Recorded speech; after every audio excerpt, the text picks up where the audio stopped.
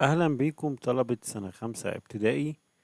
النهاردة هنتكلم في موضوع شاغل بال كل طلبة سنة 5 ابتدائي، وهو منهج الدراسات الاجتماعية الترم الثاني عام 2023. هنتكلم النهاردة مع بعض المواضيع الرئيسية بتاعة المنهج بالكامل، وهنشوف المنهج بيتكون من كام وحدة أو كام محور، وهنقول بس عناوين الدروس. وإن شاء الله هنعمل لكم حلقات بعد كده عن شرح كل درس لوحده.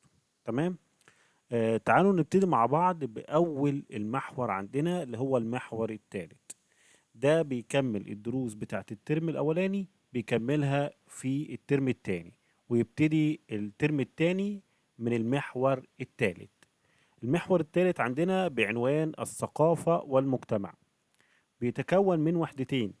الوحدة الأولى في المحور الثالث بيتكلم عن سكان بلدنا وحياتهم الاجتماعية والدينية، والوحدة دي بتتكون من 5 دروس. أول درس فيه بعنوان نمو السكان وتوزيعهم في بلدنا. الدرس الثاني في الوحدة ديت بيتكلم على الهرم السكاني لمصر. والدرس الثالث بيتكلم على مشكلة الزيادة السكانية في بلدي. والدرس الرابع بيتكلم على الحياة الاجتماعية في بلدي بين الماضي والحاضر. والدرس الخامس بيتكلم على الحياة الدينية في بلدي بين الماضي والحاضر. دول ال5 دروس في الوحدة الأولى تبع المحور الثالث. عندنا بعد كده المحور الثالث، الوحدة الثانية. سوري، هي مكتوبة الوحدة الأولى بس هي الوحدة الثانية. بيتكلم عن لمحات من تاريخ وحضارة بلدنا. دي الوحدة الثانية يا جماعة، سوري هي مكتوبة الوحدة الأولى بس هي الوحدة الثانية. الدرس الأول فيه اللي هو انتصارات بلدنا عبر العصور.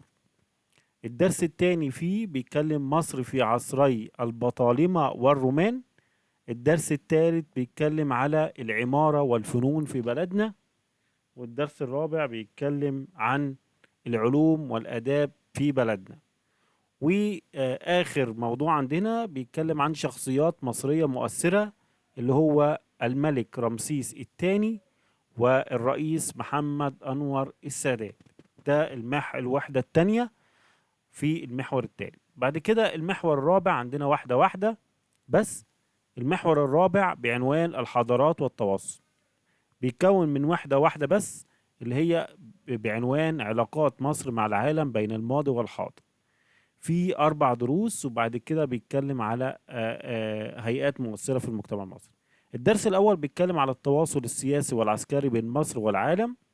الدرس الثاني بيتكلم على التواصل العلمي والثقافي بين مصر والعالم. الدرس الثالث التواصل الاقتصادي بين مصر والعالم. والدرس الرابع بيتكلم عن البورصة المصرية. واخر موضوع عندنا بيتكلم او بعنوان هيئات مؤثرة في المجتمع المصري اللي هي مكتبة الاسكندرية، وهنتكلم عن المركز الثقافي القومي ودار الأوبرا المصرية. وبكده يكون وضحنا مع بعض عناوين الدروس اللي عندنا في منهج الدراسات الترم الثاني لسنة 5 عام 2023. أتمنى يكون وصلت عناوين الدروس بشكل كامل، وبتمنى لكل طلبة سنة 5 التوفيق والنجاح في دراستهم وحياتهم. ولو عجبك الفيديو اشترك في القناة وفعل زر الجرس على كل علشان يوصلك كل جديد. شكرا ليكم، بالتوفيق للجميع إن شاء الله.